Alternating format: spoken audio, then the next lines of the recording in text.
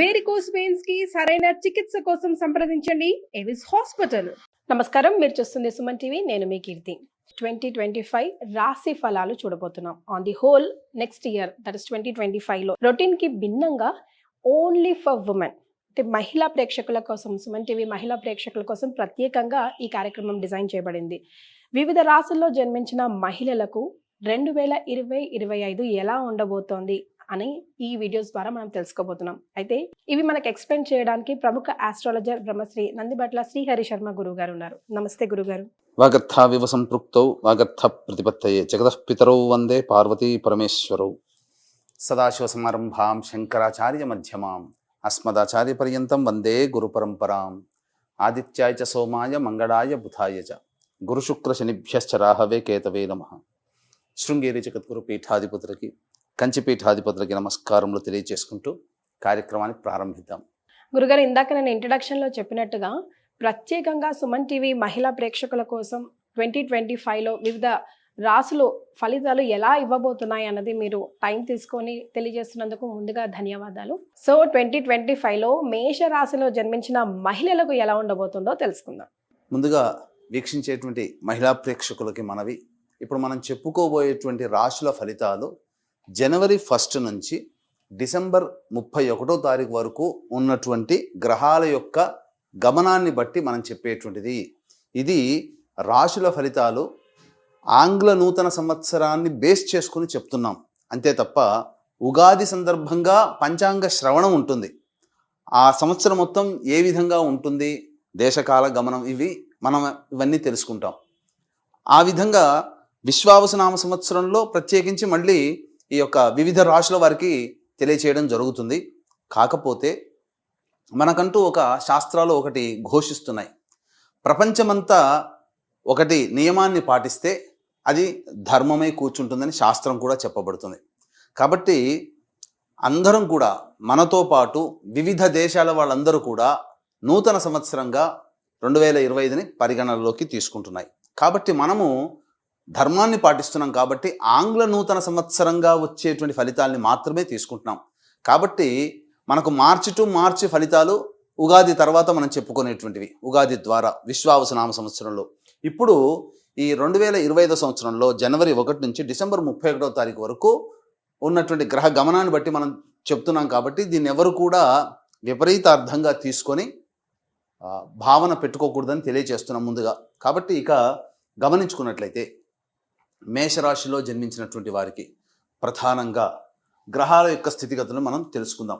ముఖ్యంగా గురువు 9వ తారీఖు మే వరకు ఈ యొక్క వృషభ రాశిలో, తర్వాత మిథున రాశిలో, మళ్ళీ అతిచారంతో గురువు కర్కాటక రాశిలో ప్రవేశించేయడం. 16 మే వరకు కేతువు, 15 మే వరకు కేతువు కన్యలో, మరియు 15 మే వరకు రాహువు మీనంలో, తర్వాత 16 మే నుంచి రాహువు కుంభంలో, కేతువు సింహంలో సంచారం. ప్రధాన గ్రహాల యొక్క సంచారం. మిగతా రవి, గురు, బుధుడు, శుక్రులు వీళ్ళ గ్రహాల యొక్క స్థితిగతులు. శని ప్రభావం కూడా చూసుకున్నట్లయితే, శని జాతకరీత్యా చూసుకున్నట్లయితే ఇక్కడ ప్రధానంగా ఏప్రిల్ 16 వరకు కుంభంలో ఉండడం, ఏప్రిల్ 16 తదనంతరం మీనంలోకి వెళ్ళడం జరుగుతుంది.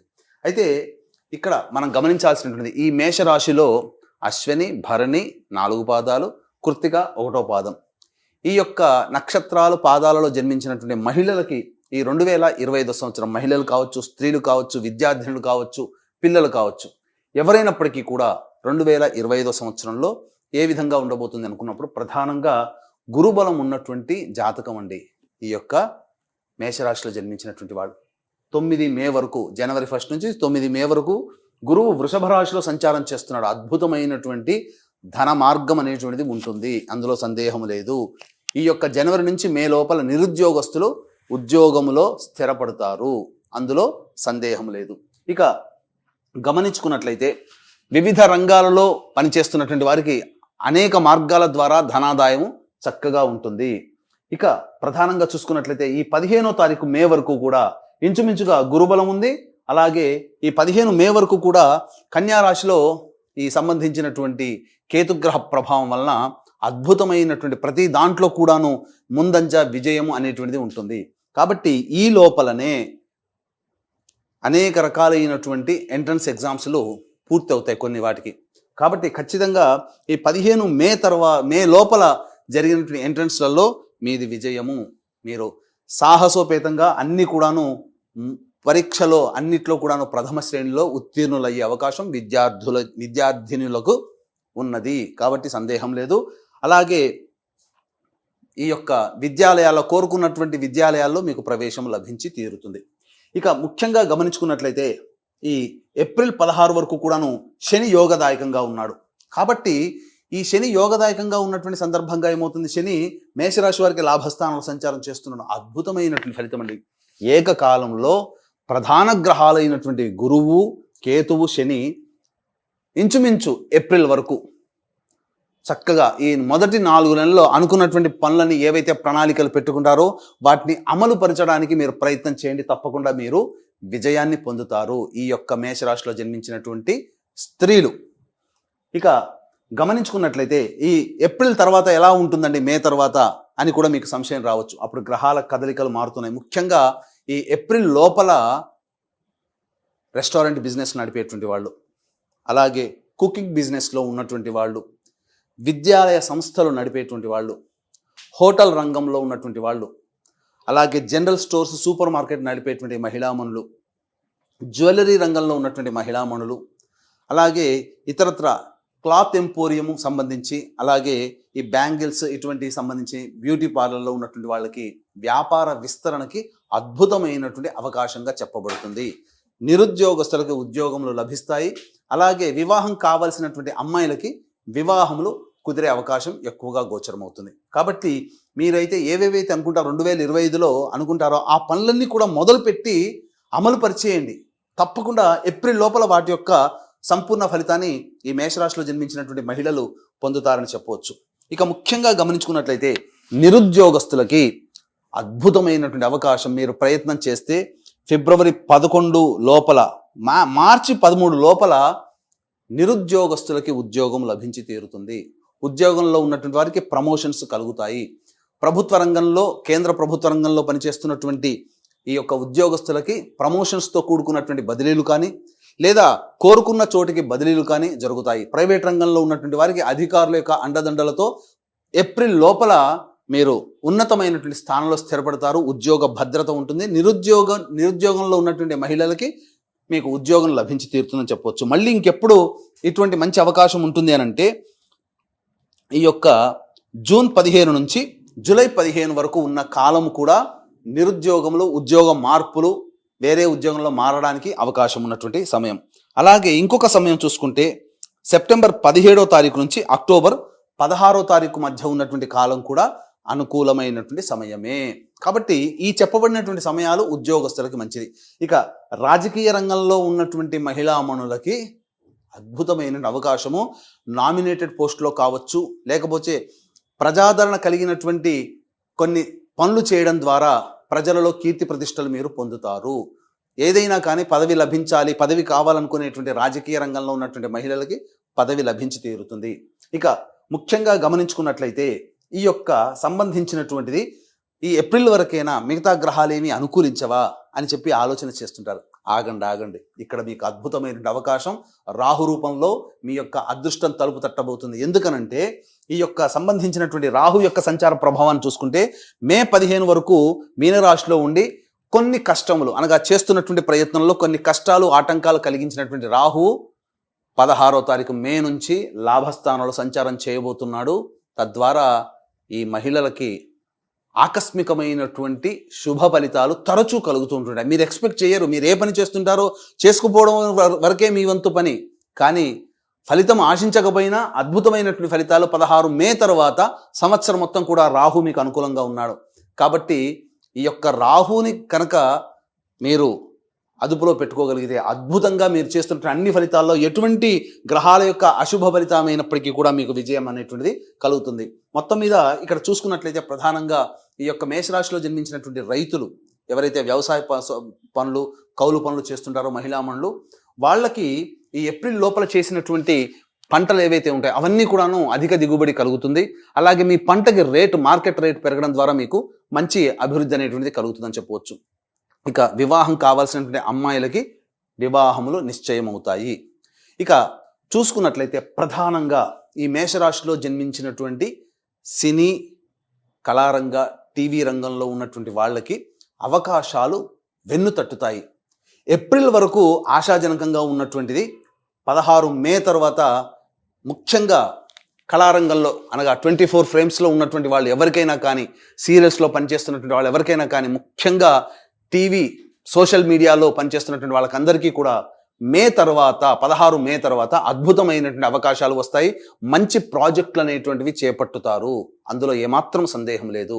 కాబట్టి ఇతరత్ర మీకు చూసుకున్నట్లయితే ప్రధానంగా ఈ 16 మే తర్వాత గ్రహ సంచారం కూడా మారుతున్నటువంటి కారణం చేత ఏమవుతుంది, కొంత విధంగా సంతానపరమైనటువంటి ఇబ్బందులు ఎదుర్కొనే అవకాశం ఉంటుంది. అంటే సంతానం మూలకంగా ఖర్చులు కానీ, సంతానం మూలకంగా సమస్యలు కానీ 16 మే తర్వాత సమస్యల రూపంలో మిమ్మల్ని ఇబ్బంది పెడతాయి.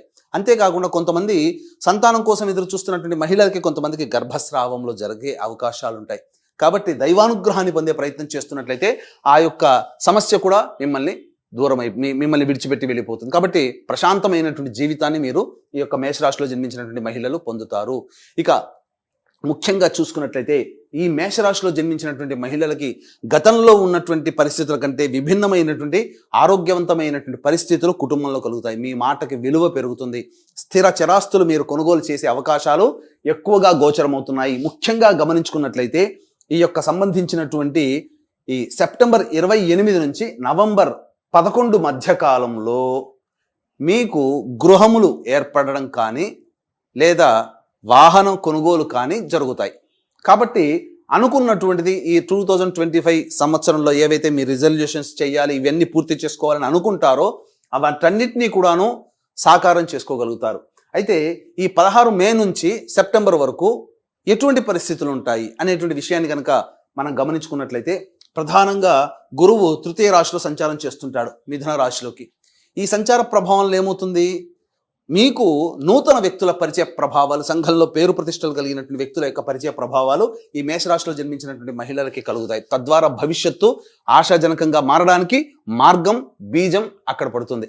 కాబట్టి ఈ యొక్క మే 9 నుంచి సెప్టెంబర్ 28 మధ్య కాలంలో కలిగినటువంటి పరిచయాలు మీరు ఉపయోగించుకునే తెలివితేటలు మీ మీద ఆధారపడి ఉంటుంది.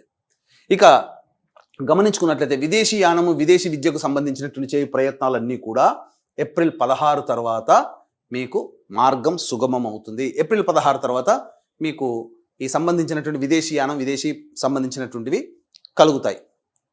దూర ప్రాంతంలో కోరుకున్న చోట విద్యాలయాల్లో మీకు విద్యార్థినిలోకి చక్కగా ప్రవేశం అనేటువంటిది లభిస్తుంది. అన్నిటికంటే మించి ఇక్కడ ప్రధానంగా చూసుకున్నట్లయితే అంతా బాగానే ఉంది, చక్కగా ఉన్నటువంటిది, కానీ సమస్యలు అంటే ఏమీ ఉండవా? ప్రతి మానవుడికి ఉంటాయండి. ఆ సమస్యలే శని భగవాన్ రూపంలో రాబోతున్నాయి. ఏంటి? ఏలిన నాటి శని ప్రభావం ఏప్రిల్ 16వ తారీఖు నుంచి ప్రారంభమవుతుంది ఈ యొక్క మేషరాశిలో జన్మించినటువంటి మహిళలకి. కాబట్టి ఏమవుతుంది, సహజంగా శని అనగానే భయపడాల్సిన అవసరం లేదు. రుణానుబంధ రూపేణ పశుపత్ని సుతాలయ. కాబట్టి మనకు ఈ ఏప్రిల్ 16వ తారీఖు తర్వాత కొంతమందికి వివాహ ప్రయత్నాలు కుదురుతాయి, సంబంధాలు కుదిరిపోతాయి. కొంతమంది ఇల్లు కట్టుకోవాలనే కోరికకి ఏదైతే ఉంటుందో అప్పటి నుంచి ఆలోచనలు ఉన్నాయని కార్యరూపం దాలుస్తాయి. ఇల్లు కట్టే ప్రయత్నంలో నిమగ్నం అవుతారు. శని ఇచ్చేటువంటి శుభ ఫలితాలు అవి. కాబట్టి అన్ని రకాలుగా మంచిగా ఉంటుంది. కాబట్టి జాగ్రత్తలు, కొన్ని నియమాలు పాటించుకోవాలి. కష్టములు అనేటువంటివి పెరుగుతాయి. కానీ రాహు ఇక్కడ యోగించే స్థితిలో ఉన్నాడు ఏకకాలంలో.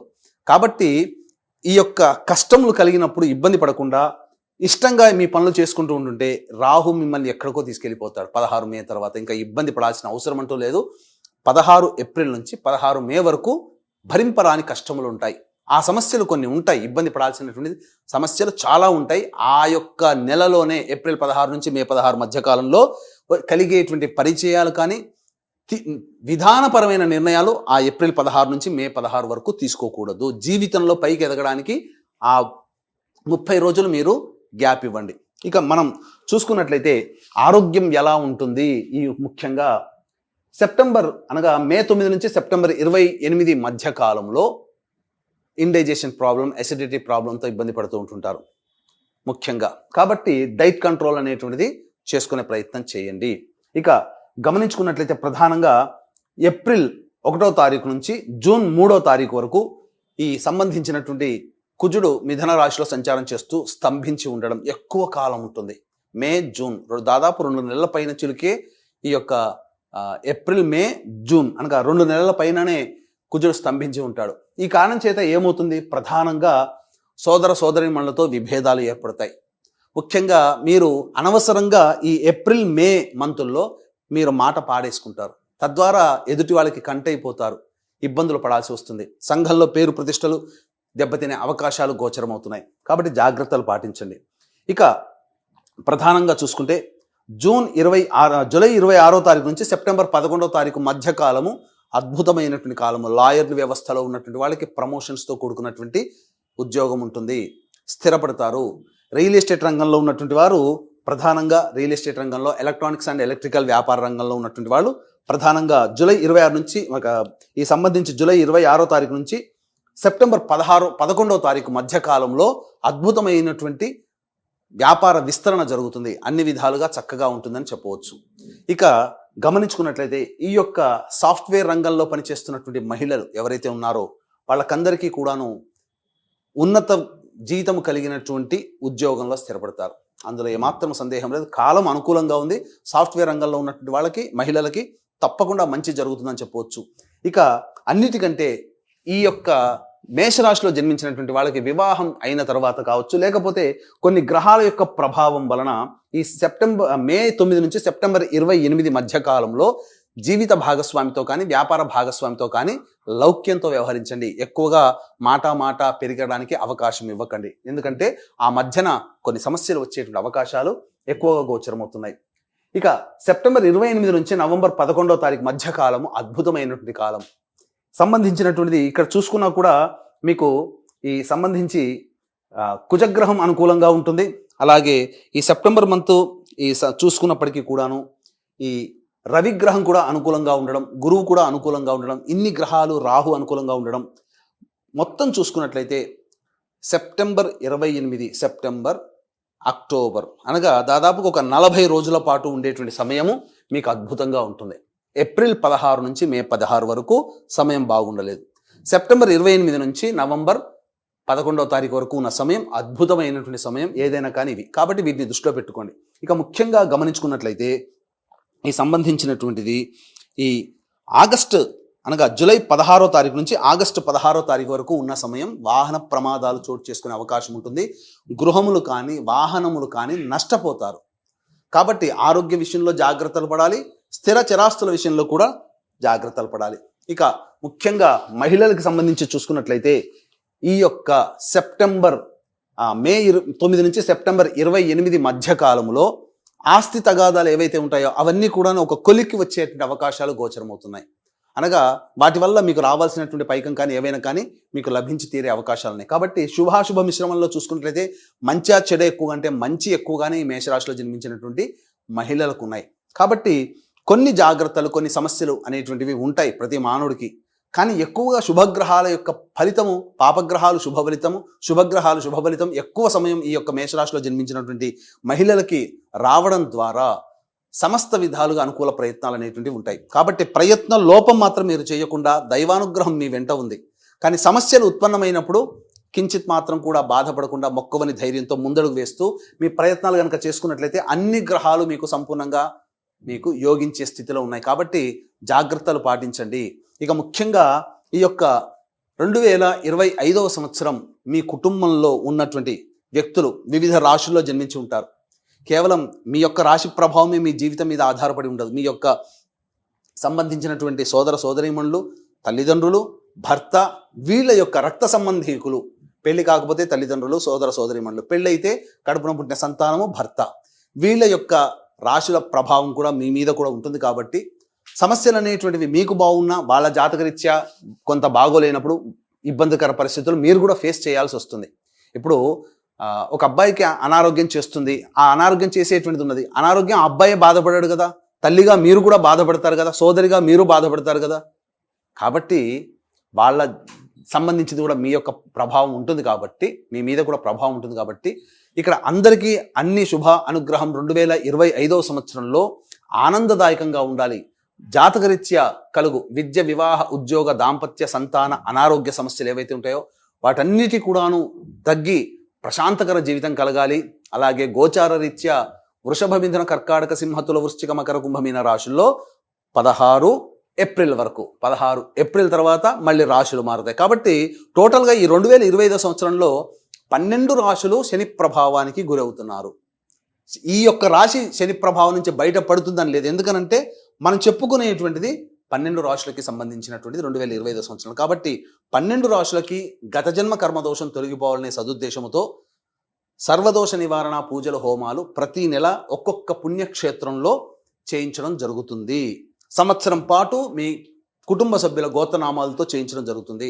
కాబట్టి ఈ యొక్క కార్యక్రమంలో 12 నెలల పాటు జరిగేటువంటి కార్యక్రమంలో మీ కుటుంబ సభ్యుల గోత్రనామాలు నమోదు చేసుకోవచ్చు. అవకాశం ఉన్న వాళ్ళు కార్యక్రమ తదనంతరం కాంటాక్ట్ చేసి పూర్తి వివరాలు తెలుసుకోండి.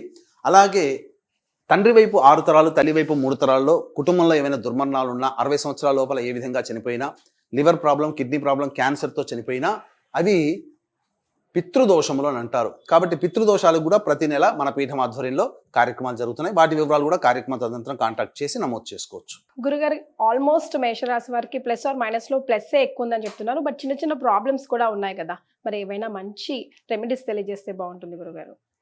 ఈ మేషరాశిలో జన్మించినటువంటి మహిళలకి ప్రధానంగా సమస్యలు అనేటువంటివి ఉంటాయి ఏ వ్యక్తికైనా. కానీ సమస్యలు వచ్చినప్పుడు ఏ దేవత ఆరాధన బలంగా చేయాలి అనుకున్నప్పుడు ప్రధానంగా చూసుకున్నట్లయితే దత్తాత్రేయ ఆరాధన చేయడం.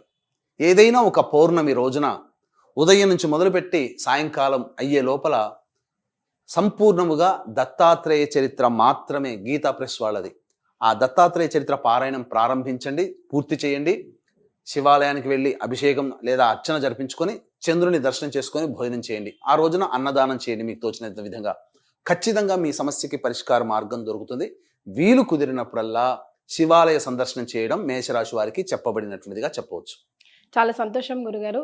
2025కి సంబంధించి మేషరాశి వారికి ఎలాంటి ఫలితాలు ఇస్తాయి, ముఖ్యంగా మహిళలకు సంబంధించి తెలియజేశారు. ధన్యవాదాలు. సర్వం శ్రీ ఉమామహేశ్వర పరబ్రహ్మార్పణమస్తు.